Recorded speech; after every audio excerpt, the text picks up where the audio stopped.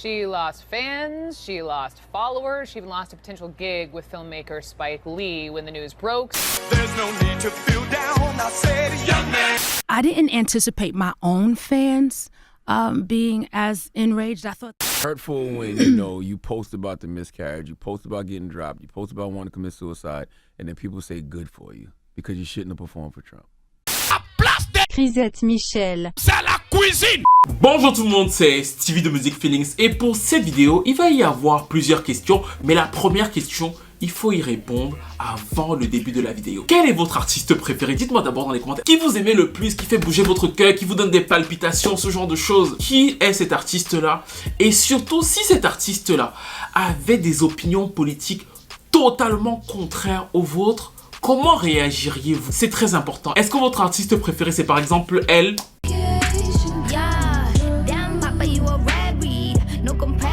Si vous découvrez demain qu'elle chante dans les caves avec le Ku Klux Klan, est-ce que ça va changer votre avis sur elle? Est-ce que vous allez cesser d'écouter sa musique? Est-ce que vous allez la boycotter? Est-ce que vous allez faire d'elle une Miss Dominique? Si tu m'aimes. Dites-le moi dans les commentaires parce que la chanteuse dont nous allons parler, elle a tout perdu pour avoir soutenu le 45e président des États-Unis d'Amérique, qui est aussi une star de la télé-réalité, Monsieur Donald Trump. For me, land spreading out so far and wide. Keep Manhattan, just give me that countryside. Oui, dans cette vidéo, on va revenir sur le parcours de l'ex-protégé de Jay-Z, à savoir Chrisette Michel. C'est une des premières signatures du rappeur chez Def Jam. On la connaît pour sa voix un peu jazzy. C'est une espèce de superbe contralto. Elle a notamment posé sur ce titre avec Rick Ross.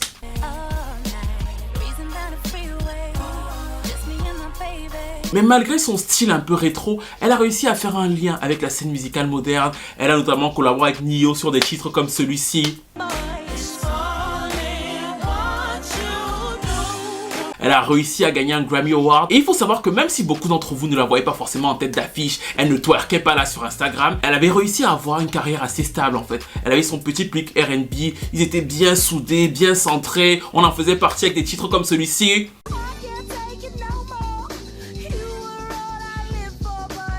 Et là d'un coup, en 2016, tout va changer le jour où Chrisette va décider de chanter pour Donald Trump.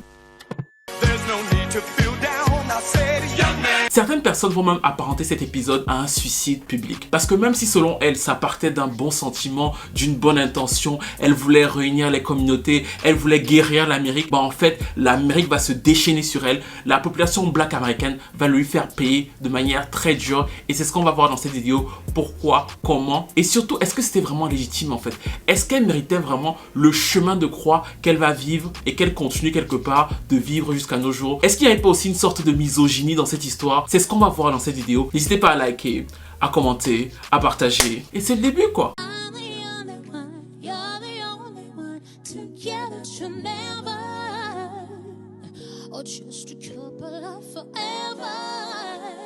Nous sommes en 2003 quand Chrisette Michel, qui est une petite chanteuse originaire de New York, fait la rencontre de sa vie.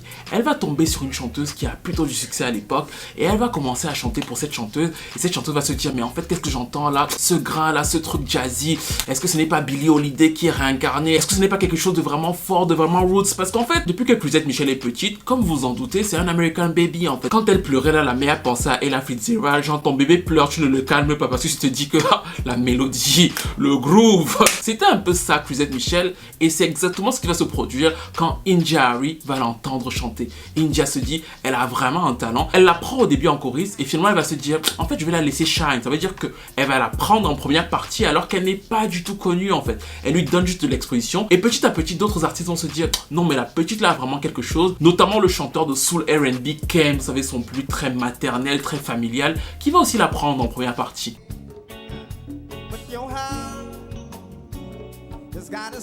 Quand sa notoriété va commencer à augmenter, elle et son petit ami de l'époque qui se connaissent depuis qu'ils sont très jeunes vont frapper à la porte des labels, ils vont passer chez plusieurs labels et finalement un jour chez Def Jam, quelqu'un va écouter la voix et la personne va se dire mais il y a quelque chose de très smooth, de très old school, de très vif. Il y a quelqu'un qui devrait aimer ça. Et bien sûr, cette personne, c'est Jay-Z. J'ai pas encore fait de vidéo dessus, mais je pense que si vous écoutez bien Jay-Z, vous connaissez très bien le genre de voix que Jay-Z aime en fait. Notamment chez les voix féminines, il a un type de voix très précis. Il n'est pas très fan des chanteuses pop aseptisées. Quand vous regardez bien l'éventail des signatures et des collaborations féminines dans ses propres albums de Jay-Z, vous allez voir qu'il y a un pattern qui correspond tout à fait à sa personnalité artistique et à ce que lui il aime en fait. C'est pour ça que Jay-Z est le plus séduit par Chrisette Michele et il l'a fait poser au début un peu de manière très naturelle sur le titre Lost One de son album Kingdom Come.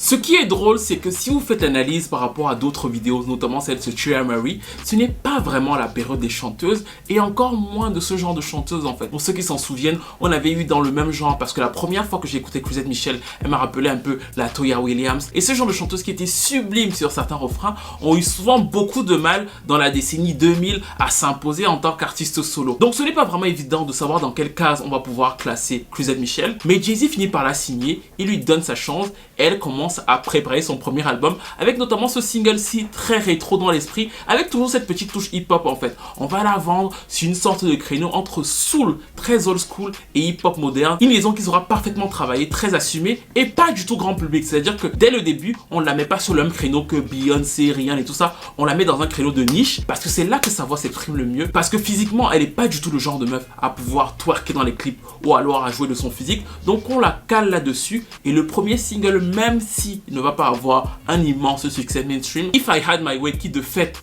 porte très bien son nom, va être son premier pas vers la grande aventure.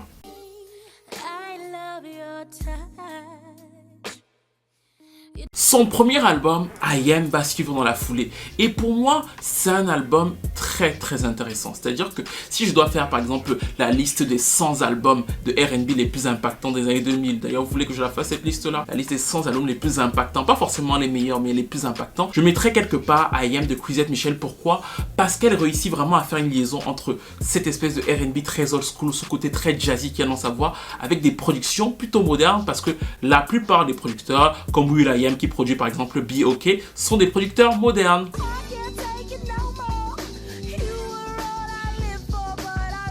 Mais le paradoxe, c'est que au début, Def Jam lui dit fais exactement ce que tu veux. Pourquoi? Parce qu'en réalité, même si Jay-Z l'aime beaucoup, ils y croient pas en fait. Ils y croient pas, ils se disent que oui, on la laisse faire, mais ça va pas non plus faire énormément de ventes. On est dans une période compliquée. C'est pour ça qu'elle a pas énormément d'exposition et que l'album démarre un peu timidement. Sauf que bizarrement, il va y avoir un véritable engouement. C'est-à-dire que ce public qu'on ne voyait pas tout à fait va vraiment la trouver et ils vont commencer à acheter l'album. Elle va commencer avec 29 exemplaires, mais la presse va lui faire des éloges et des éloges et des éloges, tellement qu'elle va finir à quasiment 500 000 exemplaires. Ce bouche à oreille positif autour de son album, la meuf qui fait un peu les choses différemment, la nouvelle meuf de Def Jam, va aussi faire en sorte qu'elle soit de plus en plus contactée pour les collaborations. C'est donc comme ça que Nas, qui vient de signer chez Def Jam, va faire appel à elle.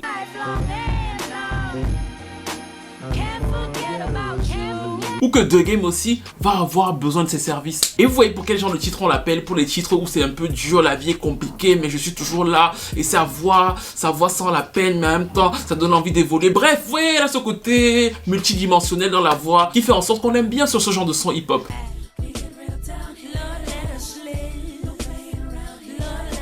Quand ce succès va s'établir, elle va avoir pour moi la partie la plus difficile de sa carrière et c'est d'ailleurs pour ça que pour moi c'est une des chanteuses qui a eu un des parcours les mieux gérés à sa façon en fait. Parce qu'elle sort avec un album qui est un peu un ovni dans le genre mainstream de l'époque. C'est-à-dire que vendre 500 000 sur ce genre-là, c'est compliqué. Mais qu'est-ce qu'il faut faire après en fait? Parce qu'on arrive à 2009, les zones de Florida sont partout. Comment est-ce que tu te réimposes sur la scène? Et c'est là que Def Jam lui dit, on a notre songwriter là, il écrit pour pas mal d'artistes, il s'appelle Nio, est-ce que tu veux travailler avec Nio? Et curieusement elle leur dit, oui, je veux bien travailler avec Nio, pourquoi pas? Et c'est donc comme ça qu'elle va sortir son deuxième album qui s'appelle Epiphany et qui était une très belle réussite.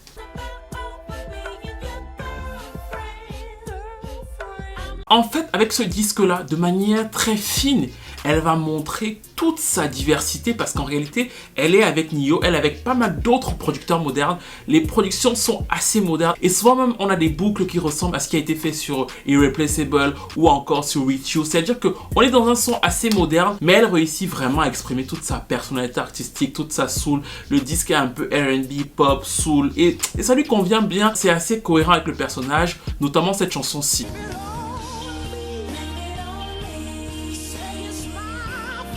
Avec le premier album, elle avait réussi à avoir la meilleure performance urbaine moderne pour le titre Be OK. Avec celui-ci, elle va avoir un autre succès critique et ça va même surprendre Def Jam parce que ce qui va se passer avec Def Jam, c'est que derrière, ils vont pas pousser de ouf en fait. C'est-à-dire qu'elle va vraiment faire le plein sur sa niche et quelque part, on va se dire, quand on fait autant le plein sur sa niche, il faut qu'on te pousse plus loin. Mais sa promo va être assez minime, même si elle va encore une fois finir avec quasiment plus de 450 000 exemplaires vendus en fait. C'est-à-dire que sur ce second album, malgré le changement qui était minime, mais surtout très très bien fait, on met encore une chanson.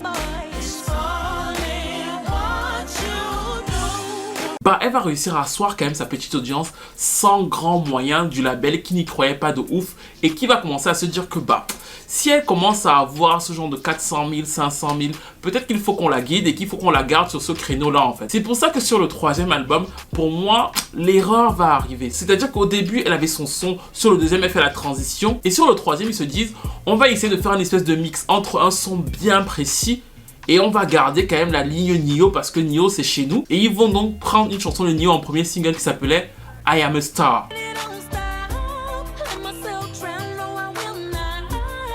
Le titre en lui-même n'est pas mauvais, mais en tant que premier single d'album, il va décevoir énormément de monde, y compris moi en fait. C'était du Nio trop light, trop passe-partout. Sur le précédent, on voyait bien la liaison entre les deux. Là, on voyait qu'il voulait la pousser un peu vers le crossover, mais c'était un peu trop light comme premier single, pas comme chanson forcément, parce qu'au fil des écoutes, j'ai fini par m'attacher au titre, mais il m'a fallu pas mal d'écoutes quand même, pas mal de mois même à l'époque pour m'attacher au titre, mais en tant que premier single, surtout après Epiphany, c'était quand même une déception et ça s'est senti dans l'accueil des radios R&B. Pourtant, dans l'album, comme vous pouvez le voir sur la pochette, il y avait une direction beaucoup plus politique et surtout le second single est une chanson que moi j'écoute quasiment toutes les semaines. C'est un titre très Prince dans la manière dont il est chanté. Il s'appelle Goodbye Games et il est extraordinaire pour moi. Et en plus sa prestation vocale, truc de ouf.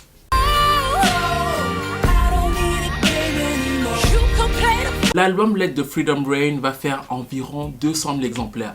Ce n'est pas ouf, mais en réalité, c'est à peu près les chiffres normaux d'une chanteuse du genre en fait. C'est-à-dire que autant chez Def Jam, ce n'est pas ouf un tel chiffre, autant pour Chrisette, c'est plutôt ce qui doit être attendu d'une telle chanteuse parce que ce n'est pas vraiment une grosse chanteuse mainstream en fait. Donc le chiffre n'est pas fou, mais il n'est pas catastrophique pour sa catégorie à elle. Et surtout dans le même temps, elle va avoir en collaboration avec Rick Ross et Drake son plus gros tube mainstream, ça s'appelait Ashton Martin. Et je sais que ça tourne encore dans les playlists de beaucoup.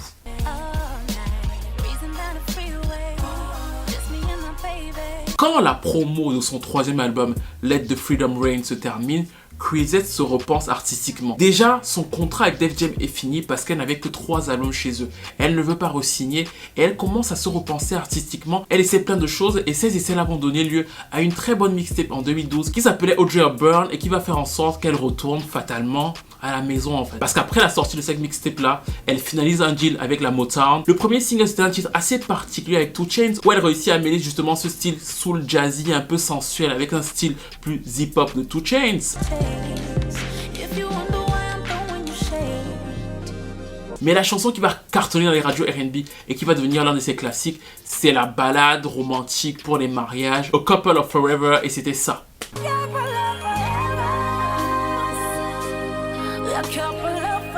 Là, tout est bon, c'est-à-dire qu'on est en 2013 et elle réussit vraiment à avoir une vraie stabilité dans le game parce qu'encore une fois, on ne lui demande pas plus en fait. Elle va même s'offrir le luxe d'avoir un titre sur le fameux Black Radio de Robert Glasper. C'est une des meilleures chansons de l'album qui va gagner un Grammy Award avec Musiq Soulchild notamment, c'était Oh Yeah.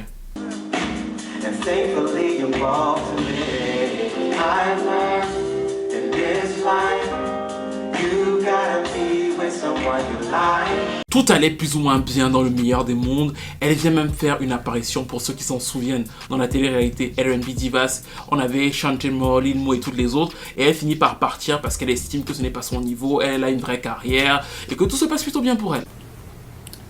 But the thing was, I thought she just spoke disrespectfully. And it's not that I'm like, oh, you must respect me. Just person to person, you have to speak to people with kindness.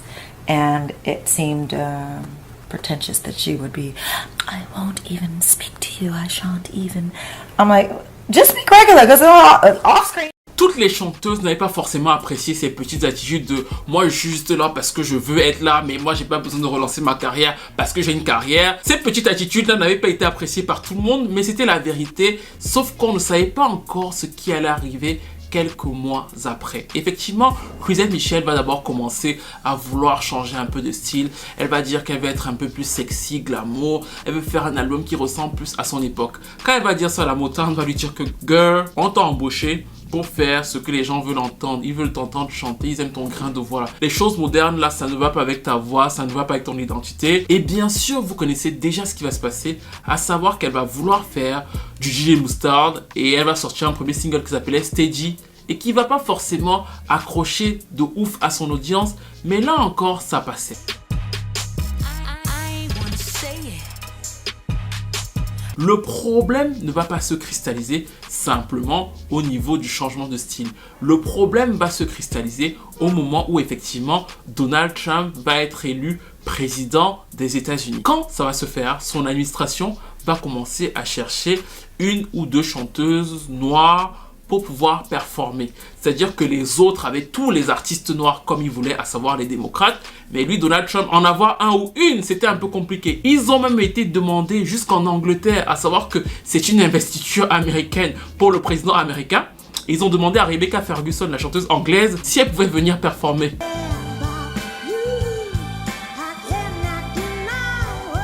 C'est-à-dire que les chanteurs noirs étaient rares pour Donald Trump, comme les notes juste dans la bouche de Selena Gomez. Il ne savait plus quoi faire jusqu'au moment où on nous a annoncé que finalement il en avait trouvé une.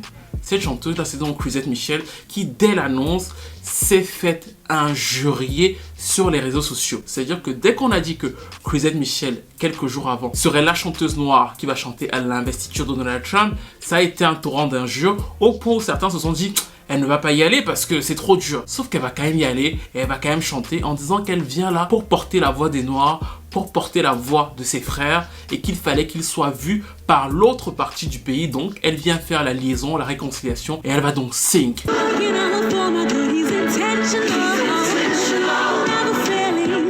La violence de la réception va atteindre des sommets. Et là, on est vraiment sur un public de niche. Donc, on est vraiment sur le public afro-américain qui constitue, comme vous avez pu le comprendre depuis le début de la vidéo, l'immense majeure partie de son audience. Donc, ils sont déçus, ils sont fâchés et ils lui font savoir dans tous les commentaires. Pire encore, des célébrités influentes comme Spike Lee la traite quasiment de vendue. Et Spike Lee dit, oui, elle a chanté le titre Black Girl Magic. Oui, elle a été une avocate pour les filles noires et elle a mené certains combats dans son album Let the Freedom Reign. C'est vrai. Mais moi qui avais prévu d'utiliser le titre Black Girl Magic dans une de mes futures séries, bah je ne le ferai plus. She lost fans, she lost followers, she even lost a potential gig with filmmaker Spike Lee. When the news broke, Spike Lee posted on Instagram, I was thinking about using Chrisette's song Black Girl Magic in my Netflix series She's Gotta Have It, Not Anymore. Chrisette Michele de son côté, au début, fait dos rond. C'est-à-dire que elle montre qu'elle est forte et certains vont dire que c'était parce qu'il y avait la douceur de l'argent en fait. C'est-à-dire que c'est parce qu'on l'avait payée qu'elle se montrait un peu forte. Sauf qu'elle vient dans les médias et elle explique son point de vue en disant « Je l'ai fait pour rassembler l'Amérique à mon petit niveau. » So we have to be seen. Somebody's got to see us. The Democrats aren't even coming. I've got to be one and I've got to be there. They've got to hear from us. They got to see what we look like, see what we think like, and see what we think. Because I was watching TV saying, I know he ain't talking to me. Effectivement, je voulais être payé. J'ai été payé alors que j'ai chanté pour Obama gratuit. Donc certes, je voulais mon chèque, mais je ne soutiens pas, et c'est important de le comprendre, je ne soutiens pas Donald Trump au niveau des idées politiques. J'étais juste là pour essayer de montrer un lien entre l'Amérique noire et cette Amérique de Trump-là, leur montrer qu'on est là, qu'on existe et qu'on ne partira pas. Et les commentaires vont être d'autant plus violents. Mais toi, tu es d'abord qui pour dire que c'est toi qui nous représente en fait? On a Mariah Carey, on a Beyoncé, on a Gladys Knight. C'est toi qui vas aller montrer la face des Afro-Américains? Pour qui tu te prends? La place des... Chrisette Michele. C'est la cuisine. C'est ce genre de commentaires qu'elle va recevoir au fil des mois. Et au début, vous avez vu qu'elle est plutôt cool, Chrisette Michele. C'est-à-dire qu'elle est bien, elle répond bien aux questions. Et elle est forte après ce qui s'est passé. I didn't anticipate my own fans being as enraged. I thought that they had heard the album that I put out called Let Freedom Reign. I thought that they heard me sing Black Girl Magic. I thought that they had seen me go to Harvard University and talk about black art. 9 mois après, quand Chrisette Michele va revenir dans les médias, elle est en déliquescence, elle a fait une fausse couche, elle a perdu son enfant à cause du stress. Les injures sont venues de partout. Et surtout, en fait, elle venait de re-signer un deal avec une major. C'est-à-dire que comme elle est très très stable dans son créneau R&B, jazz, soul là, Capitol Records venait de la re-signer. Et au vu de tout le backlash, ils l'ont virée et tous les concerts qu'elle avait prévus dans l'année 2016 ont quasiment été annulés parce que les gens ne voulaient plus acheter de place pour la voir. Cette voix-là, non, ils n'en voulaient plus. Trump becoming the president, the stress of me being so associated with someone who I don't support, and then the stress of the hatred online, and that had a lot to do with the stress on my body. Elle va donc essayer de faire amende honorable en disant qu'elle a fait une erreur de jugement, qu'elle ne voulait absolument pas blesser quiconque et qu'effectivement c'est sa manière d'essayer de rassembler l'Amérique, mais qu'elle n'a encore une fois, et elle l'a dit depuis le début, jamais soutenu Donald Trump. Elle a juste chanté à l'investiture.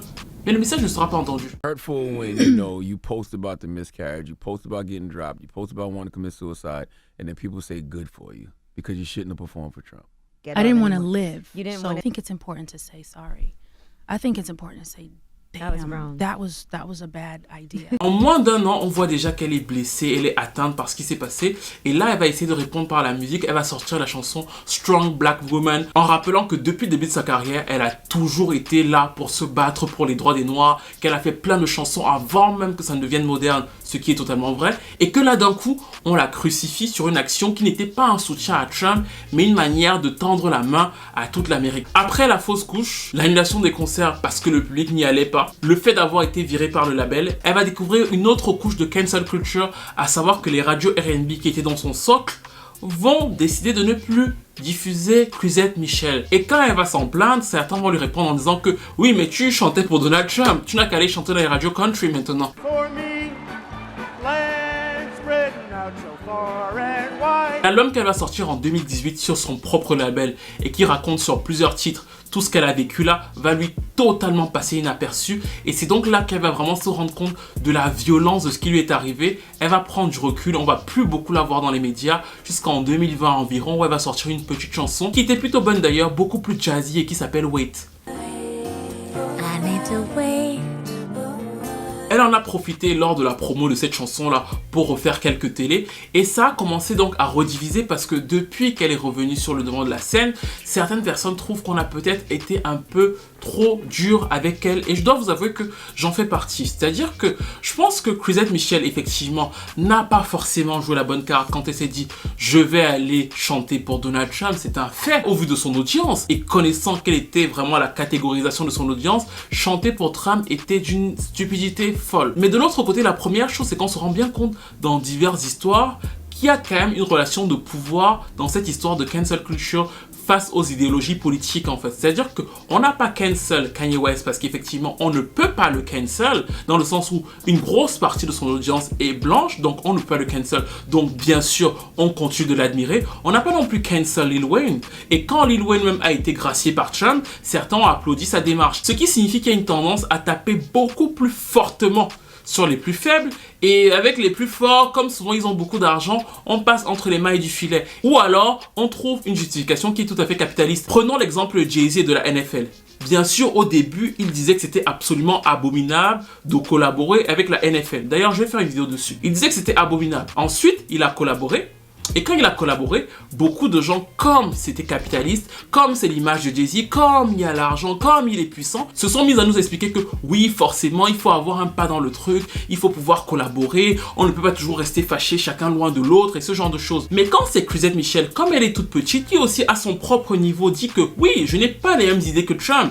Et ça, sur son parcours, on peut le voir parce qu'effectivement, elle parle de politique depuis plusieurs années. Mais j'ai voulu chanter à cette cérémonie-là pour essayer de faire un pont entre les différentes Amérique. Là, parce qu'elle est beaucoup plus faible, parce que certains ne voient pas chez elle ce côté très capitaliste, bah en fait, on lui tape dessus beaucoup plus fortement. Ça, c'est la première chose qui m'a beaucoup gêné dans cette histoire, même si encore une fois, je pense qu'elle a fait une erreur au vu de la démographie de son audience d'aller chanter pour Donald Trump. Mais si je pense que c'est une erreur de stratégie, je pense qu'il faut quand même à un certain moment prendre du recul sur ce schéma où effectivement, on doit cancel absolument tous les Noirs américains qui ne sont pas des démocrates. Pourquoi? Parce qu'encore dans le cas de Chrisette Michele, elle c'est une démocrate qui va chanter pour Trump. Et comme je l'ai expliqué, on tape plus fort sur elle parce que c'est une petite artiste. Mais sur le long terme, on se rend bien compte que ça fait comme si dès que tu es noir, tu es obligé d'être à la botte des démocrates. Alors que tu peux avoir des idéologies qui sont différentes et surtout ça peut faire un rapport de force en fait. La phrase de Biden lors de l'élection présidentielle était d'ailleurs parlante à cet effet. I have a problem figuring out whether you're for me or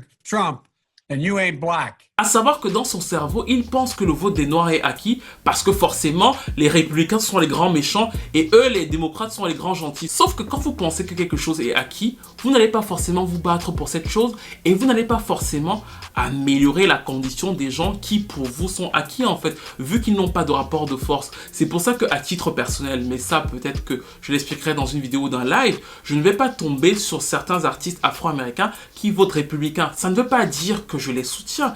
Ça veut juste dire que j'estime qu'ils vont faire un rapport de force et que peut-être que s'ils font un rapport de force, les démocrates seront plus à même de se dire qu'il faut absolument qu'on s'occupe et qu'on prenne au sérieux les différentes causes des gens dans les ghettos afro-américains. En tout cas, c'est comme ça que moi je vois la chose.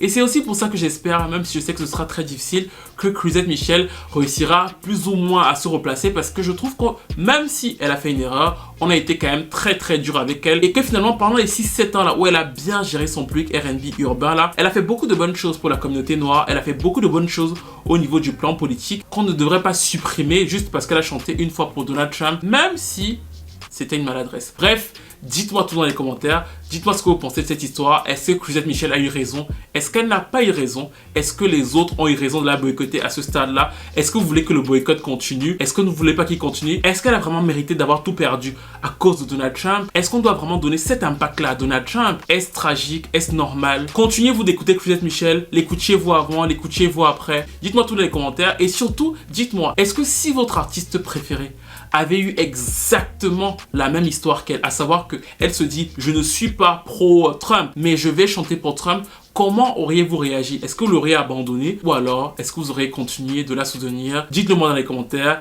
N'hésitez pas à liker, à commenter, à partager, à vous abonner au Tipeee. Et je vous retrouve très vite pour une nouvelle vidéo.